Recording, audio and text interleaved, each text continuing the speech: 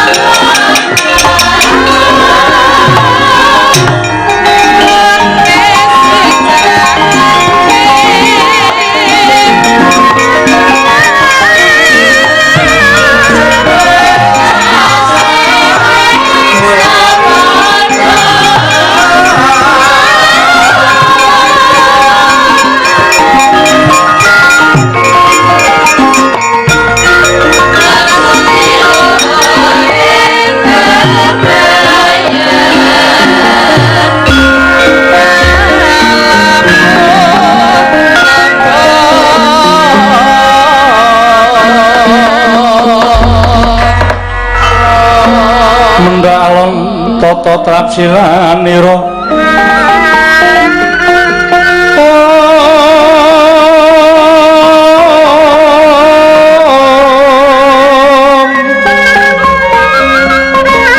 ngacomaken astanira kalih astanira kalih pisan yen ngandika magawe pranta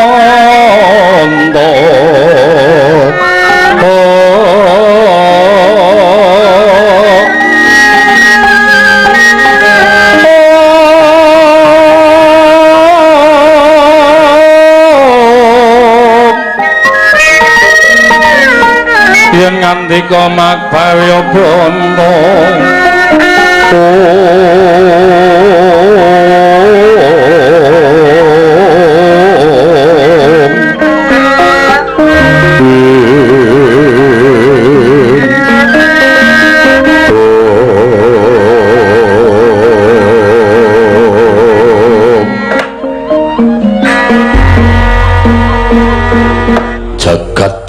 Bathurya jagat pangestu kula.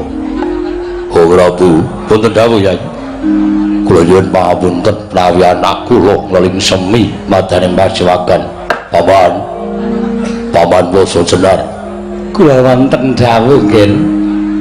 Menapa sampeyan boten jumujug wonten ing kasatriyan Saruja Binangun?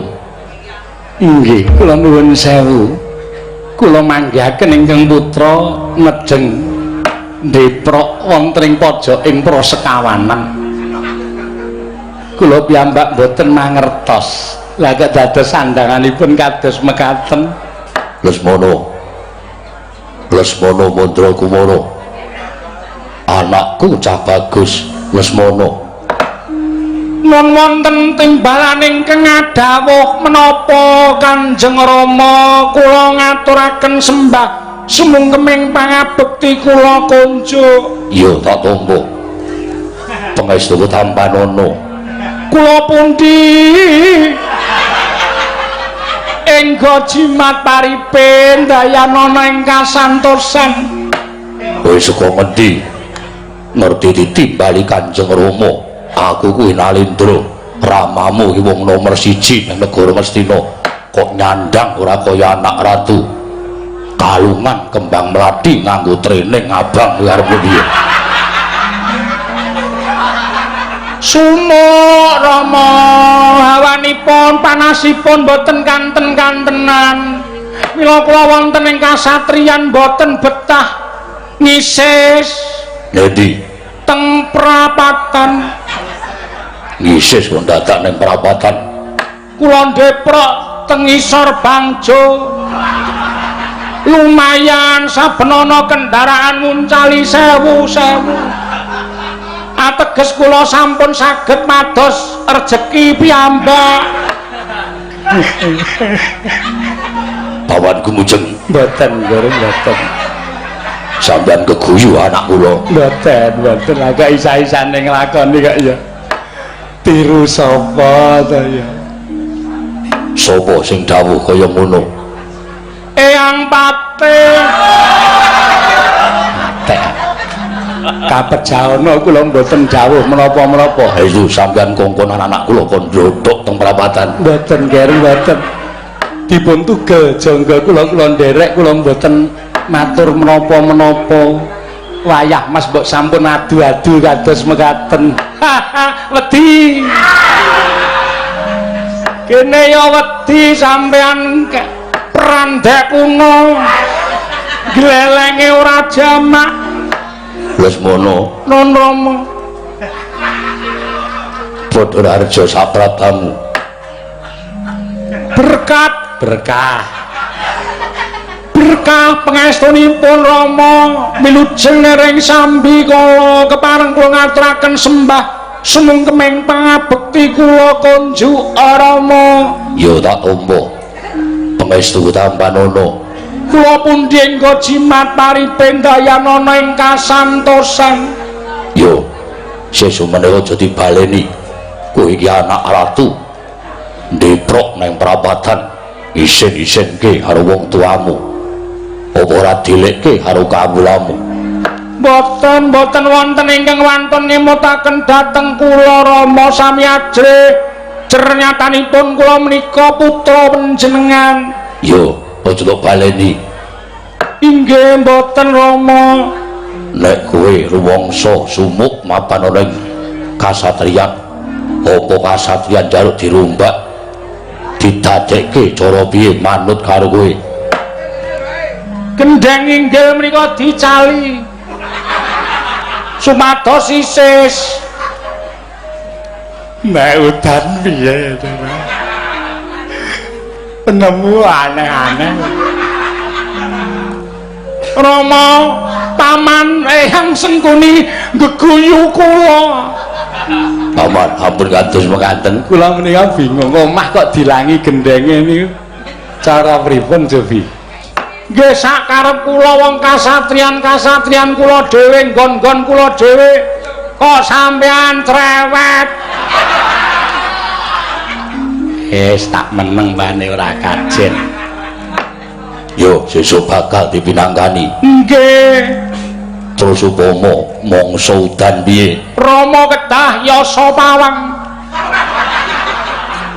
gawe bawang udan inggih pandhita ingkang ampun ing saged nyingkiraken jawah sampun ngantos jawah wonten ing kasatriyan kula iya Rama iya monggo bakal tak turuti ning aja gendeng kaya ngono mboten Rama jagat wasisan iku putra kaya pur jagat nggih Lesmana padha kandhiraja sak pratamu iki wakmu Mandura Siwa Baladewa yo kula ngaturaken bekti kula konjo Siwa yo tak tampa pangestu tampanana nggih wah sesuk meneh nek ngadhep wong tuwa iki sandangane aja kaya ngono kuwi jenenge ora sopan wong tuamu kuwi ratu sinembah para kawula sak negara Ngastina kabeh raja-raja maharaja padha prapta nang negara Ngastina padha nyembah karo bapakmu lah kok anake sowan kalungan kembang mlathi nganggo training iki capo kowe rebok wah lah kok dadi kaya ngono sesuk dibaleni boten wah bekti kula konjo yo tak tampa pangestu tampanana kula pundi nggo jimat paripin dayanana ing kasantosan yo Lesmana putu padha Kandiraharja ngger putuku cah bagus Lesmana eyang penemban Durna bekti kula konjo yang ya tak tambah pengestune mbahmu Sokalima tampanana ya Lesmana nggih sesuk nek iki nek ngisis ki ning Sokalima ki nggone dadah dienggo ngisis kepenak nggih ning nek eyang boten wonten kula ora penak rasane kang apa Mbah Putri boten tau nganggo kathok ora ana sing cocok ukurane aku ya gumun Mbahmu Putri teleke papat merkoso nek ngosoki kok aneh-aneh temen ora nggih isin kula ngalor ngidul ketoprak monggo ora nganggo sandangan mbok dinehi sandangan dene sandangan kaya malah saru nganggo kacamata nganggo sabuk ora kathokan wong jaran aja diomongke nggih jeng nek sumuk tak tenggen sampean nggih yang ning nggon aku sangarmu kuwi ya nggonmu dhewe Lesmana Sokalima ki peparingan anak Prabu Duryudana peparingane bapakmu mula nggone mbahmu Sokalima ki nggonmu dhewe nggih ngestaken dawuh Rama wonten wigatos menapa Rama miji dhateng swanipun Sang Hyang Brahma Lesmana Jaitan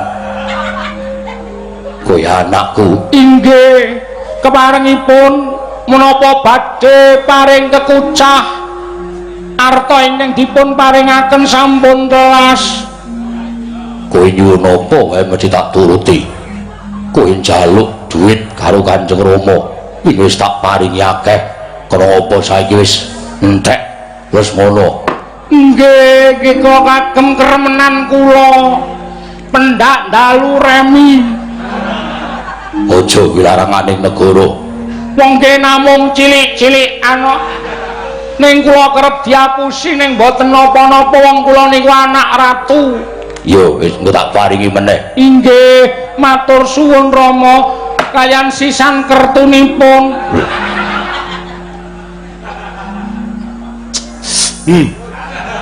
mboten napa paman mboten napa-napa ra digerahke mawon nggih Lesmana kowe tak takoni inggih kowe wingi tau matur karo Pun Rama babagan nggonmu tresna karo anake Nalagareng aduh Rama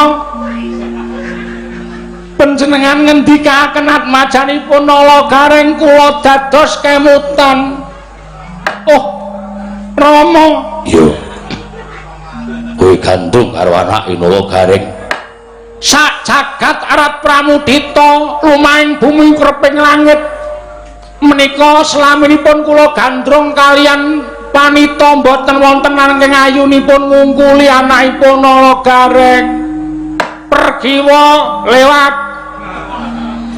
pergiwati mundur Wrantawati geser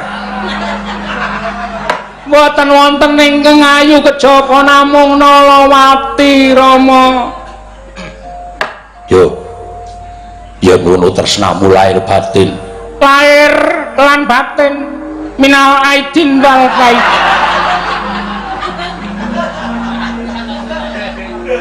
Lahir tandesing batin. Lahir tandesing batin. Gusti, aku tak takon karo kowe. Sing jeneng wong tresna kuwi saora-orane wis tau tati ketemu. Lan tau tati ngucapake sumpah. Tegese padha-padha sebaya mukti sebaya mati. Mongko saelingku kowe ora tau tati metu saka kasatriyan Saruja Binangun. Apa anak Lesmana wis tau ketemu karo anake Nalagareng? Lah niku. Lho, lah kuwi piye? Kula menika kepanggih boten sarana catur netra. Mboten sarana langsung lan mboten sarana streaming. Lah terus ketemune piye? Kula pinanggih menika wonten margining pasumpenan. Lho, eneng ngimpi. Inggih wonten ing madyaning impen menika. Menawi kula critakaken menapa mboten saru Rama. Ora ana bab sing saru waton kuwi dilakoni dening menungsa. Ngono kangge lakonono lan kowe crita. Nalika wonten impan menika tasih kemutan kula nedheng lelenggan wonten ing pendhapi kasatriyan dumadaan wonten wanita ingkang ngagem kebaya werni soklat enom mlampahipun radi dipun damel-damel Rama. Anggenipun ngagem gelung menika ya katon pantes pasuryane ya sarwa luwes mripate blalak-blalak irunge ngrungih lambene niku abing rasane kaya legi-legi yen dicokot. Ya wanita wau lajeng deprok wonten ing ajengan kula. Raden, kula badhe nepangaken. Lho, kowe iki sapa, Nduk? Piyambakipun ngaku saking padusunan atmajanipun Nalagareng namipun Nalawati. Lah setyamu ngene arep ngapa, Nduk? Kula dadhe suwita, Raden. Nadan dipun dadosaken juru panebah pasareyan kula sagah waton kula caket kaliyan Raden Lesmana Mandra Kumara. Menapa panjenengan ingkang nami Raden Lesmana Mandra Kumara, Raden? Nduk, sawangen emblem ning dadaku. emblem ki apa? Tulisan tenggen dhuwur sak nika Raden Lesmana M Mandra Kumara. Kedawan soalé wae. Ya, terus nggih nika kula mandeng kalih Nalawati dheke ya mandeng. Anggere mandeng sak triraman terus mbu anu napa jenenge iki mlengos bali melih nyawang melih mlengos. Wong wedok nek le nyawang sithik-sithik tur tajem nika ateges nggadahi rasa tresna. Tanpa taliwara tangane Nalawati tak candak cet. Terus kula deke jejer kalih kula dhuwur mriko. Ning ra masalah wong mesti pas. ya Kula ming sak janggute. Terus kula tanting Nalawati. Aja minta dadekke juru panebah pasareyan ning gandeng aku wit sepana sprene durung tau iso mengkustum sawijining wanita. Apa kira-kira kowe tak pek bojo kowe gelem Nalawati? jroning pasumpenan Nalawati saut nyauri piye? Nalawati muni piye Lesmana? Muni matut. Takoni wong tuwa kok sembrang. Muni matut terus mambu. Nah. Bawodra sampun nyuwun pitakenan kula kriki mawon ingkang nambi Lesmana. Nggih. Nalawati kula takoni enten terus ngadeg niku mboten wangsulan ning tangan kula diremet sak kencenge. Lho, tanganmu diremet. Nggih, dingkluk nika pendak-pendak janggute kula cekel. Dhuwur mriku, Nding. Iya. Ndangak. Oh. Pendak-pendak janggute kula tarik, kula dunke ngenten iki anggere nyawang kula terus bali ndangak meneh.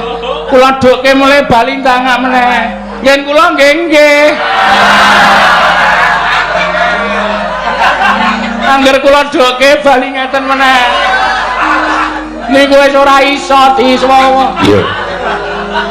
Iya. Terus terus boten sronto dheweke kula gandeng mlebet wonten ing kasatriyan. Tok gandeng ya manut.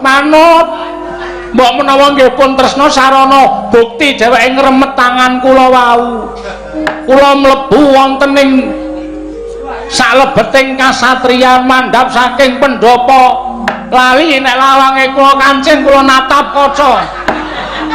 Kesusu. Iya, terus lawang kula buka, kula duduhi Nalawati. Iki pasaryaning pun Kakang. Nalawati gumun. Sajahe Nalawati bendinane ming weruh amben nganggo klasa akeh tinggine. Terus Nalawati matur kalih kula, Raden menapa kula dipun keparengaken njajal kasur ingkang inggil menika. Entuk. Ngati-ati lho Nalawati. Kuwi kasure mentul-mentul. Engko ndak kowe kaget. Terus Nalawati lenggah teng mriku. Nyes ngonten. Terus kula omong werna-werna niku ning karo nutup lawang. Ndak Nalawati krasa. Lawang kula tutup, saklar kula pejet, malah padhang. Lah kok malah padhang ki piye? Maksude lampu sijine sing kleru. Lampune kamar kula niku 80. Anak ratu kok. Iya. Sugih listrik ra mbayar kok. Iya. Ya terus piye? Bareng ngonten kula candhak pundhake. Niku wis suasana pun serem. Niki diteruske mboten Rama. Teruske nggih. Teruske. Kula kok kaya mendalami banget. Teruske. Ih kowe. Kok lajeng jiwit kula niku. Gemes aku karo Nalawati. Wonten terus kula gandrung lam-lam persiwatan baya mirah baya ingsun sun remuk dadi andika. Rum-rum bintarum sekar perdapa mekrok udupmu wangi gandamu lunging gadung sapa rambatamu mesmo sak glerengan tak bunteli ning poncoting sonder dadi usadaning wuyung wong ayu. Niku terus Nalawati ya mesem. Kula langsung buka celuk. Wah, gandrungan. Nggih. Teng jero kula buka celuk. Tong dong dong. Lho, kok malah kiprah iki piye? Lawang ajeng kiprah kok. Ya. Nalawati lajeng nuwun sewu lho niki mboten kok kula saruning niki pancen impen kula. Niku kenyataan. Iya. Kula tilem Nalawati kula gletake teng jejer kula. Keletan guling. Iya. Guling kula bedah. Abuhe kula dol-dol. Salahe kok ngregon-ngregoni. Iya, sak banjure Bar niku wis ora iso dikocate wonten niku uleng-uleng. Bareng wonten nganti tekan gone kula wis ngelilir. Sing kula uleng-uleng kucing. Kucing kula candhak cengkele kula banting. Mangkel kula wis ming gembrobos tok. Jarine wong tuwa niku nek sing jeneng impen niku nek durung tutup bantale kon malik. Bantal tak walik carane bubar. Amar satriya kok kebak coro. Bingung raos sing manah kula wiwit dinten menika tak lali-lali mboten isa lali Rama. Kula lelipur saya Balanta katon mawon sak solahipun. Malah estunipun kula ndeprok teng prapatan niku. Kula niku estunipun demo. Demo karo sapa? Demo kali Kanjeng Rama. Nek Kanjeng Rama mboten purun dhauke kali kula mboten kok ming triningan tok. Ning kula ajeng puda mlayu-mlayu teng negara Ngastina ben do dilokke anake Duryudana edan merga bapane ora nuruti karepe anake lanang. Nggo ngopo kula nyembah sampeyan saben dina nek anake wis kaya ngene kahanane bapakne ora pradah. Gunane apa kula dadi anak ratu negara Ngastina? Oh Bathara. Paman kados pundi? Aduh nggih. Menika menawi mboten dipun leksanani lah kok mbebayani. Oh Prabu, wonten dawuh. Kula taksih kemutan pangendhikanipun Koko Prabu ingkang pungkasan menawi paduka Kanjeng Koko Prabu badhe lair batos nedya mala kramaken anak kula Lesmana Mandra Kumara. Panjenengan prisa piyambak menapa sing dipun aturaken Lesmana kae boten kelampahan badhe dipun nentrengaken panjenenganipun malah badhe damel sastra wirang ingkang putra Ngastina pun Duryudana Koko Prabu wah dalah jagat Dewa Bathara ya jagat pangestu kula ya nggih atur kula menika kala wau mboten namung kinarya abang-abang lambe lan mboten kinarya wangun-wangun anggen kula munjuk atur ngarsa paduka Kyai Prabu Ngastina. Dinten menika gandeng sampun semanten raosipun tresna Lesmana Mandra Kumara. Kula ingkang sagah nglamaraken atmajanipun Nalagaring menawi ngantos Nalagaring menika mangke mambengi keparengipun Paduka Kyai Prabu. Lumantar ingkang raka ing Mandura. Kula mboten badhe wang-wang nyawang wijinipun Nalagaring. Nek pancen ora dientukke Nalawati kula boyong teng negara Ngastina. Rawe rantas malang-malang badhe kula putung. Matur sembah nuwun tanpa pindhan. Lesmana, kula wonten dawuh Rama. Apa sing dadi panjang kamu bakal dilulusake dening awakmu Mandura? Tegesipun kados pundi? Kowe dandan cara manten. Maksudipun apa penjanggamu bakal kelakon dhaup karo Nalawati merga ingkang nglamar Koko Prabu Mandura ya awakmu ing Mandura. Alah dalah. Aduh. Ku tak percaya.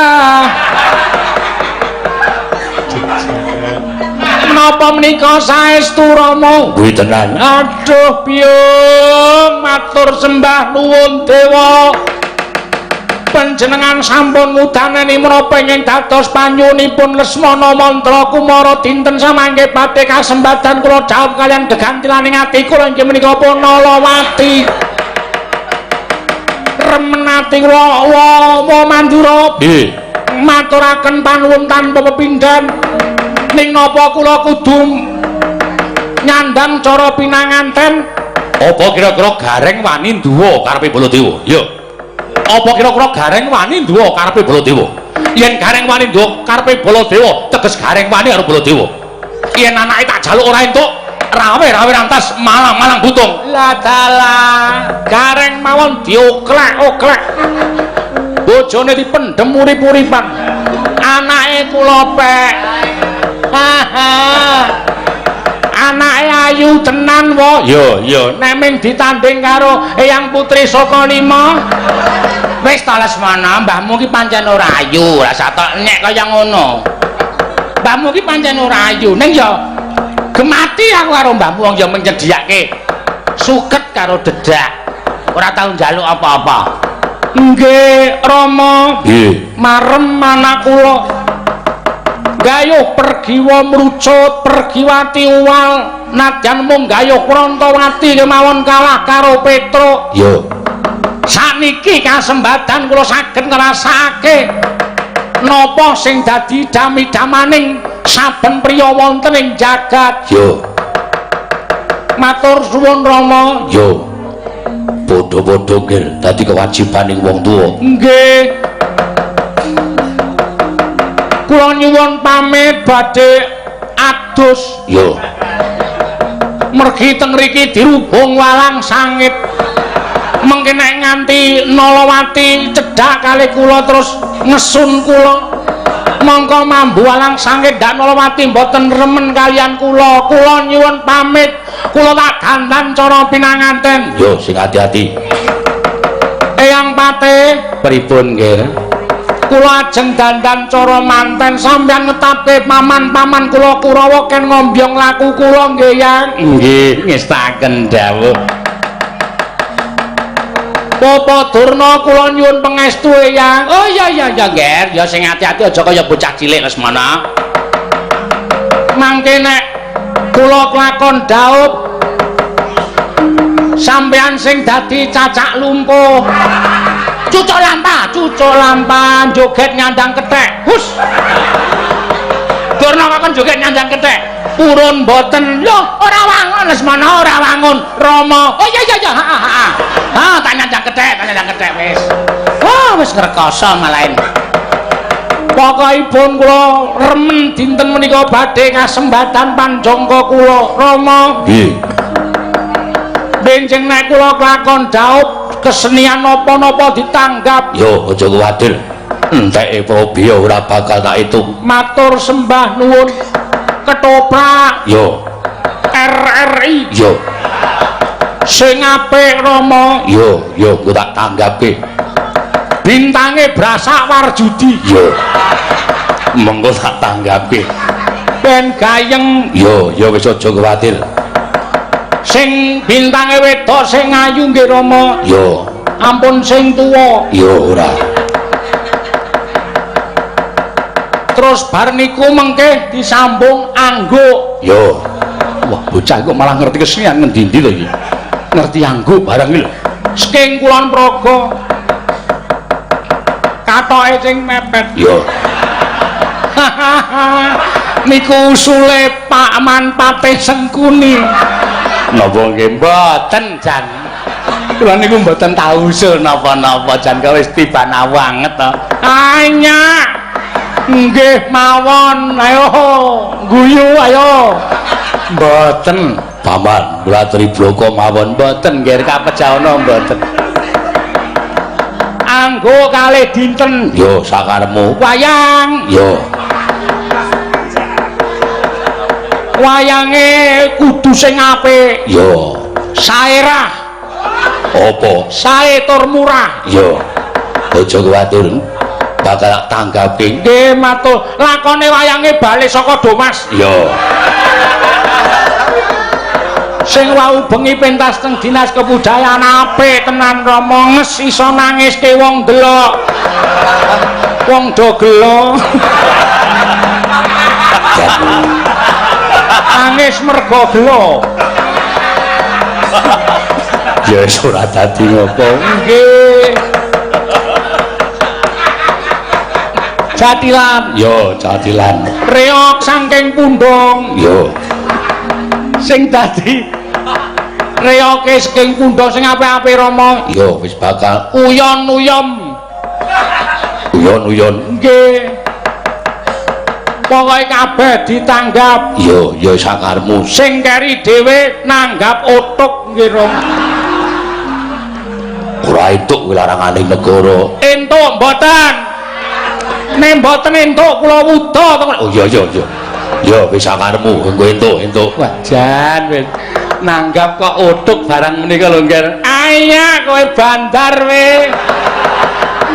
wah malah wis ndang bali ning Saroja Binangun kono siram terus nyandang cara manten Rama kula nyuwun pamit hati-hati aja kaya bocah cilik ngestaken dawuh Kanjeng Rama sampun ngantos kedangun para sata Kurawa dipun bidhalaken modal lampahipun pinanganten kakung saking negari Ngastina ngestaken dawuh ora Bu wonten dawuh Yai sampun ngantos supe dhateng kersakanipun paduka Kanjeng Prabu kula piyambak ngembadhi nglarapaken Lesmana Mandra Kumara kasembadan lan botenipun sak mangke kula aturi nyucuh dhateng Raka ing Mandura matur sembah sewu nuwun Bawa Durna wonten dawuh Nger menawi wonten akalipun kula pasrahaken para sata Kurawa nang menawi wonten akalipun kula semagaken babagan baning Sukalima oh inggih ngestaken paduka anak Prabu Paramadal Pasilan ing atus-atus sampun kados lari alit Dimas Kartowarmo wonten timbalan ing adhawu sinuwun budhana kang padha sebo ingsun kundur ngedatun non paramadal paselan nyun tambahi pangestu sing ati-ati aja kaya bocah cilik Dimas Kartowarmo